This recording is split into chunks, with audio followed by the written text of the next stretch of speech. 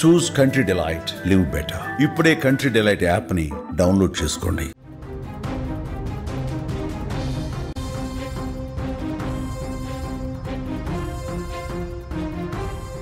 New York నగర mayor ఎన్నికలలో democratic socialist అభ్యర్థి జొహ్రాన్ మమ్దాని ఘన విజయం సాధించారు. భారత సంతతికి చెందినటువంటి జొహ్రాన్ న్యూయార్క్కు తొలి ముస్లిం, అత్యంత పిన్న వయస్కుడైనటువంటి మేయర్గా కూడా చరిత్ర సృష్టించారు. అయితే ఆయన ఎన్నికల ప్రచార వ్యూహాలు భారత రాజకీయాలలో అనుసరించేటువంటి ఉచితాల మోడల్ను గుర్తు చేశాయి. వాటి ద్వారానే ఆ సామాన్య ప్రజలను ఆకర్షించి అధ్యక్షుడు ట్రంప్ని కూడా లెక్క చేయకుండా అక్కడ విక్టరీ కొట్టినట్టుగా తెలుస్తోంది. మమ్దాని తన ప్రచారంలో అత్యంత ముఖ్యమైనటువంటి హామీలలో ఒకటి నగరంలోని అన్ని బస్సులలో ఉచిత ప్రయాణం కల్పిస్తామని ప్రకటించడం. ఈ యొక్క ఉచిత బస్సు ప్రతిపాదన మన దేశంలో ప్రస్తుతం ప్రధానమైనటువంటి హామీగా మారిపోయింది. ఢిల్లీలో కేజ్రీవాల్ హయాంలో ఉచిత బస్సు ప్రయాణం కల్పించింది. దాని ఆధారంగానే ఇప్పుడు న్యూయార్క్లో కూడా ఆర్థిక స్తోమత లేని, ఎక్కువగా బస్సులపైన ఆధారపడే 1.2 మిలియన్ల న్యూయార్క్ వాసులను ఆకట్టుకోవడంలో ఈ హామీ కీలక పాత్ర పోషించి విజయానికి కారణమైనట్టుగా తెలుస్తుంది.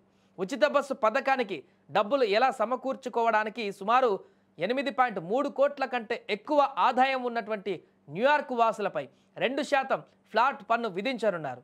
రాష్ట్ర కార్పొరేట్ పన్ను రేటును పెంచడం ద్వారా సుమారు $5 బిలియన్ల సమీకరించాలని కూడా ఆయన ప్రతిపాదించారు.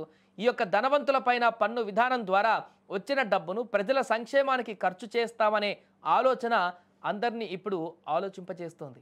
అలానే 6 వారాల నుండి 5 ఏళ్లలోపు పిల్లలందరికీ ఉచిత నాణ్యమైన చైల్డ్ కేర్ కల్పించడం, ఇళ్ల అద్దెల పెరుగుదల 3% మించకుండా నియంత్రించడం, నిత్యావసరాల వస్తువులను తక్కువ ధరలకే అందించేందుకు నగరంలో ప్రభుత్వ ఆధ్వర్యంలో కిరాణా దుకాణాలు ఏర్పాటు చేయడం వంటి పథకాలు కూడా ఆయన గెలుపుకు దోహదపడ్డాయి. భారత్లో ఎన్నికల సమయంలో ఢిల్లీలోని ఆమ్ ఆద్మీ పార్టీ విద్యుత్, నీరు, అదేవిధంగా రవాణా వంటి వాటిని ఉచితంగా ఇస్తామనే హామీలతో ప్రజల్లోకి వెళ్లడం విజయవంతమైంది. ఢిల్లీ తర్వాత పంజాబ్లోనూ విజయం సాధించింది. తర్వాత కర్ణాటక, తెలంగాణ, ఆంధ్రప్రదేశ్లో కూడా ఉచిత బస్సు పథకం ప్రభుత్వాల ఏర్పాటులో ఓ కారణంగా నిలిచింది. ఇప్పుడు న్యూయార్క్ వంటి అత్యంత ఖరీదైన నగరంలో అది పాకడం విశేషంగా కనిపిస్తుంది.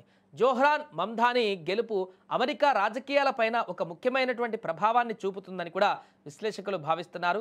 ఈ విజయం ఉచితాలు మరియు సంపన్నులపైన పన్ను విధానాలు కేవలం భారతదేశంలోనే కాకుండా ప్రపంచంలోని అతిపెద్ద ఆర్థిక వ్యవస్థలలో ఒకటైనటువంటి అమెరికాలో కూడా ప్రజాకర్షణ పొందగలవని కూడా నిరూపించింది.